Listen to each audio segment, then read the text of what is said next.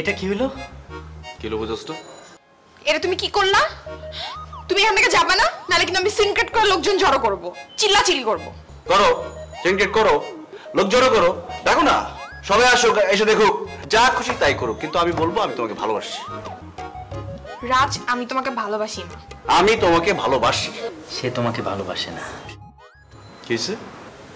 মানে সে আপনাকে ভালোবাসে না। এই তুই আমাদের কথার মাঝখানে কথা বললি কেন? আমরা কথা বলতেছি না? আরেকটা কথা বলে একদম লাত্তি মেরে দাঁত ফালাই দিব।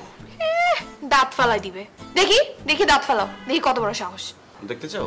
আচ্ছা দেখতে চাও? ঠিক আছে ঠিক আছে, তোমরা গল্প করো, গল্প করুন, আমি আসি। তুমি কই যাও? প্রেম করতে আসছে, সে ভয় পালাচ্ছে। আল্লাহ। শুনো, ওরা ভয় পালাচ্ছে না, ও সম্মান নিয়ে যাচ্ছে। তোমার মতো খারাপ ছেলে না।